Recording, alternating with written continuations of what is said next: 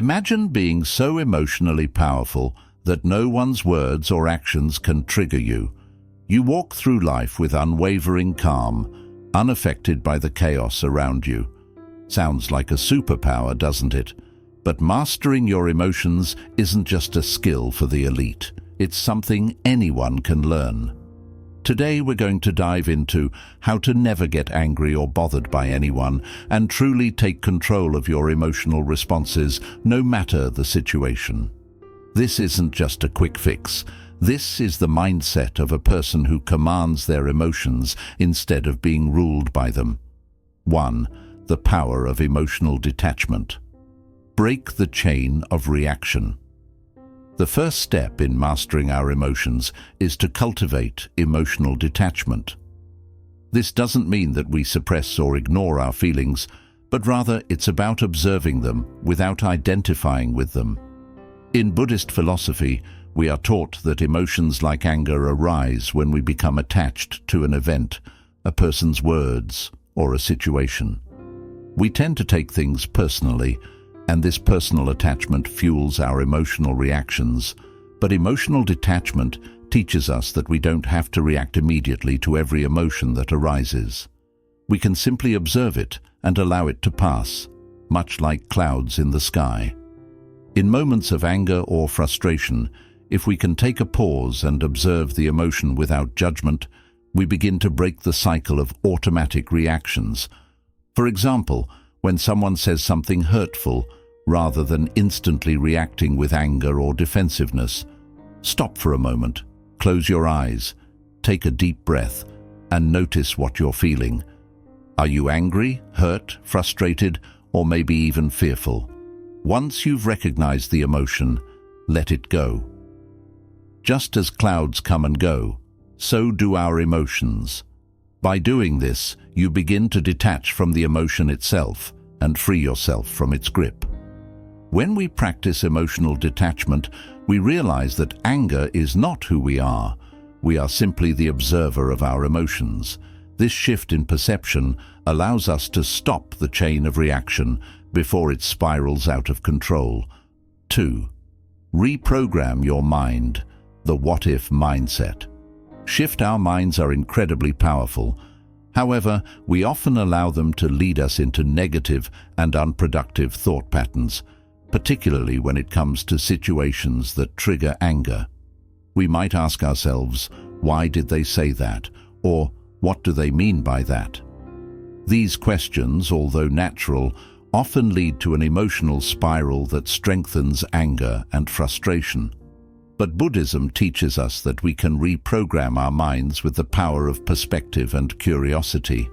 The what-if mindset shift is a tool that allows us to change our thought patterns from a negative reactive mode to one of curiosity and growth. Instead of reacting with anger, ask yourself, what if this situation is a lesson for me? Or, what if this person is going through something that I don't understand? These simple questions not only diffuse the intensity of our anger, but also open the door for greater understanding, empathy, and personal growth. For example, if someone criticizes you in a harsh way, instead of thinking, how dare they say that? Ask yourself, what if this is an opportunity for me to practice patience or to learn something about myself? By shifting your perspective, you are no longer bound by the impulse to react. You begin to create space for a more thoughtful and measured response. The what-if mindset encourages us to see every interaction as a chance to grow, and not just as a potential trigger for our emotions. 3. The power of self-sovereignty. Own your emotional realm. Self-sovereignty refers to the idea that we are the rulers of our own emotional world. In Buddhism, this is a profound teaching. No one else has the power to make us feel anything unless we allow it. Others might say or do things that challenge us, but how we feel in response is entirely within our control. The power of self-sovereignty lies in recognizing that our emotional state is our responsibility. No one can truly make us angry, sad, or upset unless we give them permission to do so. This realization is incredibly freeing because it places the power back into our hands. When we allow others to trigger us, we are essentially handing over control of our emotional realm. However, by claiming our emotional sovereignty, we empower ourselves to respond with wisdom, peace, and emotional maturity. When someone attempts to upset you, instead of reacting impulsively, take a moment to center yourself. Remind yourself, I control how I feel. I own my emotional world, and no one can make me feel anything unless I choose to let them. This practice is about reclaiming control, and as you do, you will find that you feel less reactive to the world around you. You will become the calm in the storm. 3. The power of self-sovereignty. Own your emotional realm. Self-sovereignty refers to the idea that we are the rulers of our own emotional world. In Buddhism, this is a profound teaching. No one else has the power to make us feel anything unless we allow it. Others might say or do things that challenge us, but how we feel in response is entirely within our control. The power of self-sovereignty lies in recognizing that our emotional state is our responsibility. No one can truly make us angry, sad, or upset unless we give them permission to do so. This realization is incredibly freeing because it places the power back into our hands. When we allow others to trigger us, we are essentially handing over control of our emotional realm. However, by claiming our emotional sovereignty, we empower ourselves to respond with wisdom, peace, and emotional maturity. When someone attempts to upset you, instead of reacting impulsively, take a moment to center yourself. Remind yourself, I control how I feel, I own my emotional world, and no one can make me feel anything unless I choose to let them. This practice is about reclaiming control, and as you do, you will find that you feel less reactive to the world around you. You will become the calm in the storm. 4. Energy transmutation. Transform anger into high vibration power. Anger is an incredibly powerful emotion, but it doesn't have to be destructive. In fact, Buddhism teaches us that we can transmute anger into higher forms of energy, such as focus, creativity, and motivation. Rather than letting anger drain our energy and lower our vibration, we can use it as fuel for something constructive. This process is called energy transmutation. When we feel anger rising, instead of suppressing it or acting on it immediately, we can redirect that energy into something more positive. For instance, you might use the anger you feel to dive into a creative project or tackle a task with newfound determination. You could also use the energy to exercise, channeling it into physical movement. The key is to move the energy out of the emotional body and use it to elevate your state of being. The act of transforming anger into high vibration power doesn't mean ignoring or denying your feelings. It simply means acknowledging the emotion, feeling it fully, and then redirecting it in a way that serves your personal growth. As you continue to practice this, you will find that anger no longer has the ability to drain you. Instead, it becomes a source of fuel that propels you forward in life. 5. The art of emotional alchemy, turning toxic energy into gold. Emotional alchemy is a powerful concept in Buddhism that teaches us to turn negative emotions into sources of wisdom, strength, and personal growth. It encourages us to take toxic energy, like anger, frustration, or resentment, and transform it into something valuable, such as understanding, compassion, or clarity. When we experience emotions like anger, they can feel overwhelming.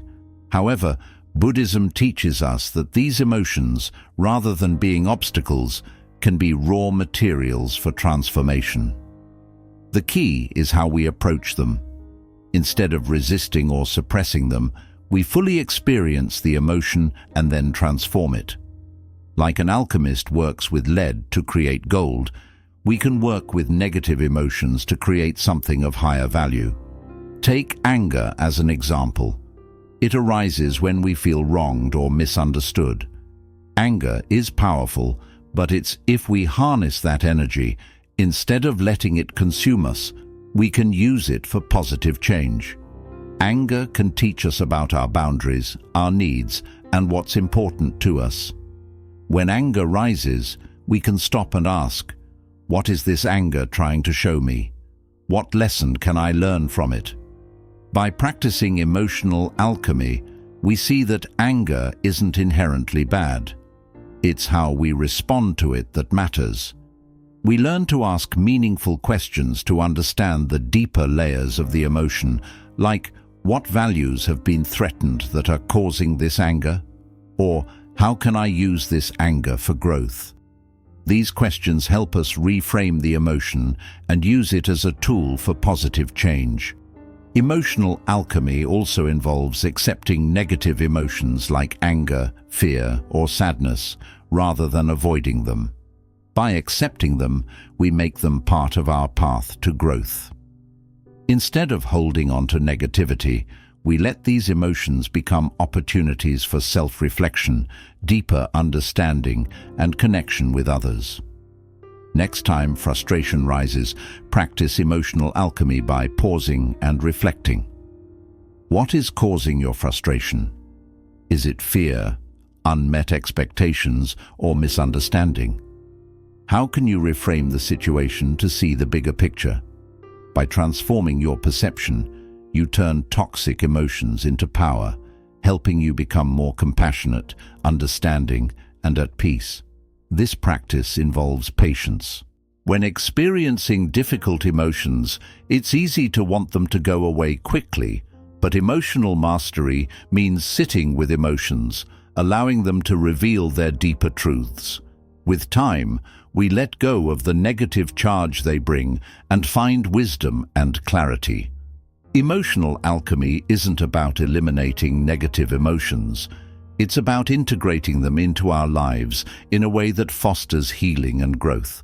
Every time we apply emotional alchemy, we refine ourselves, becoming more attuned to inner peace and bringing more love and compassion into our interactions. 6. Silence as power, the mastery of non-engagement. In today's fast-paced, highly reactive world, we are often encouraged to respond immediately to every situation, especially when provoked. The constant pressure to react quickly, whether through words or actions, can leave us emotionally drained and reactive. However, Buddhism teaches us the power of silence and non-engagement as a means of preserving our peace and maintaining control over our emotions. Mastering this practice is one of the most powerful ways to cultivate emotional stability and resilience. Silence as power isn't about being passive or avoiding conflict. It's about recognizing that not every situation requires a reaction. Often, our initial impulse when someone insults us or when we feel wronged is to immediately respond, perhaps with anger, frustration, or defensiveness. However, Buddhism teaches us that not every moment requires us to engage. By remaining silent in the face of provocation, we create space between the stimulus, the external event or words, and our response. This pause allows us to choose a response that is thoughtful and aligned with our values, rather than one driven by impulsive emotions. One of the core aspects of this practice is understanding that we cannot control what others do or say, but we always have control over how we choose to respond. The moment we engage with negativity, whether through a sharp retort, defensive comments, or escalating an argument, we give away our emotional power. Silence, on the other hand, allows us to retain control, protect our peace, and avoid unnecessary emotional turmoil. When we choose to remain silent, we also refuse to participate in the cycle of negativity that often perpetuates conflict. Imagine, for instance, that you are in a heated conversation with someone who is upset or angry. They may raise their voice, make hurtful comments, or try to provoke you into an argument. The natural reaction might be to defend yourself, to argue back, or to try to prove your point. But what if instead you took a deep breath, remained silent, and chose not to engage in the exchange? In doing so, you diffuse the tension, refuse to give power to the negativity, and protect your emotional equilibrium. Silence is a way of disarming conflict, allowing the situation to dissipate without escalating further. Non-engagement is also a powerful tool in preserving our inner peace when dealing with challenging people or situations. Not everyone we meet will be kind or reasonable, and not every situation will be ideal. However, through the practice of non-engagement, we can maintain our integrity and peace regardless of the external circumstances. This doesn't mean we avoid confrontation or suppress our feelings. Rather, we choose the right time and place to express ourselves, using words and actions that align with our highest self. Silence allows us to wait until we have clarity and emotional composure before responding. Silence enables us to practice mindfulness in difficult moments. Rather than reacting based on emotion, silence gives us the opportunity to become more aware of our inner state. We can pause and check in with ourselves. What am I feeling right now? Why am I feeling this way? How can I respond in a way that is true to my values? This mindfulness allows us to cultivate a deeper understanding of our emotions, and it gives us the chance to act with wisdom rather than simply reacting on impulse. By mastering silence and non-engagement, we create a mindful space in which we are no longer slaves to our emotions, but instead empowered to act with intention and purpose. One of the most profound aspects of silence is its power to shift the energy in a room or situation. When everyone is talking over each other or emotions are running high, silence acts as a calm anchor in the storm. It has the ability to neutralize negativity, as people are often forced to reflect on their words and actions when faced with silence. In this way, silence becomes a form of communication, a way of expressing that we are not willing to participate in unhealthy dynamics or unnecessary conflict. By remaining silent, we set a boundary that protects our emotional well-being while also promoting peace. Silence can help us build emotional resilience over time. It teaches us patience and self-control as we learn to respond thoughtfully rather than impulsively. Every time we choose to remain silent in the face of provocation, we strengthen our ability to remain calm in the future. We become less reactive and more resilient to the external pressures that once triggered us. Silence also provides a valuable opportunity for reflection and growth. After a tense situation, we can use silence to review our thoughts and feelings, learning from the experience and refining our emotional responses moving forward. 7. Mastering the art of grace under pressure. Be unshakable. Mastering the art of grace under pressure is a transformative and empowering skill. It's about remaining calm, composed, and centered, even when life circumstances push us to our limits. In Buddhism, this concept is known as equanimity, which refers to the mental and emotional balance that allows us to remain unshaken by external events. Whether it's dealing with conflict, facing a difficult situation, or navigating a personal crisis, grace under pressure helps us maintain our inner peace while responding thoughtfully rather than reacting impulsively. Life is full of unexpected challenges. We can't control every situation, and there will always be times when stress, frustration, or even despair seems to overwhelm us. However, what we can control is how we respond. Buddhism teaches us that we are the creators of our own experience. It's not the external events themselves that determine our emotional state, but rather our responses to them. When we learn to remain graceful under pressure, we don't allow difficult circumstances to dictate how we feel or act. Instead, we rise above the chaos and navigate life with poise and inner strength. When we're faced with difficult situations, whether it's a work crisis, a disagreement with a loved one, or a personal setback, the natural human instinct is often to react. We may feel our hearts race, our minds race with thoughts of anger or frustration, or our bodies tense up with stress. However, by practicing grace under pressure, we learn to pause and respond with wisdom rather than reacting impulsively. The first step is recognizing that emotions are temporary. They arise, peak, and pass away. By becoming aware of this, we can prevent ourselves from getting swept away in the storm of emotions.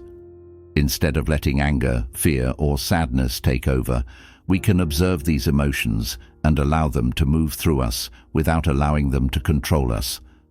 Mindfulness is a key practice that helps us master grace under pressure. By cultivating mindfulness, we become more aware of our thoughts, feelings, and bodily sensations in each moment. This awareness enables us to identify when we're about to react to a situation with anger or fear. For example, in a heated conversation or argument, when you notice yourself starting to feel defensive or upset, take a deep breath. In that brief pause, you create the space to choose a mindful response rather than letting emotions control your actions. The more you practice this, the easier it becomes to remain calm and centered no matter what is happening around you. Grace under pressure also involves acceptance, accepting that life is not always going to go the way we want it to. Sometimes things will go wrong, people will let us down, and challenges will arise that feel overwhelming. However, the key to maintaining grace is to accept these moments as they come without resistance. When we resist reality, when we wish things were different than they are, we create additional suffering for ourselves. But when we accept the present moment exactly as it is, we stop fighting against what's happening and allow ourselves to respond with clarity and wisdom. Buddhism teaches that resistance to the present moment causes suffering, while acceptance brings peace. For instance, if you find yourself caught in traffic and you're running late, it's easy to become frustrated, anxious, or even angry. But instead of resisting the situation, practice acceptance. Remind yourself that the traffic is beyond your control and getting upset won't change the outcome. By accepting the situation, you free yourself from unnecessary stress and can use the time in traffic to relax, listen to music, or even practice mindfulness. This shift in perspective allows you to maintain grace under pressure, even in situations that might seem trivial. One of the most powerful aspects of grace under pressure is the ability to respond with compassion, both towards yourself and others. In stressful situations, we often feel pressure to be perfect, to handle everything with ease, or to meet everyone's expectations. This can lead to self-criticism, anxiety, and burnout. However, when we approach ourselves with compassion, we recognize that it's okay to feel stressed, it's okay to struggle, and it's okay to make mistakes. We give ourselves permission to be human. Just as we treat ourselves with kindness, we extend that same compassion to others. When someone is upset or frustrated, instead of reacting with anger or judgment, we can choose to respond with understanding and care. Compassion isn't just about staying calm under pressure. It's also a powerful way to counter negativity in tough situations. Along with compassion, self-sovereignty plays a key role in handling challenges with grace. It's about recognizing that we have control over our emotions and how we react. No matter how tough things get, we hold the power to choose our response. When we embrace this, we stop feeling like victims of the situation.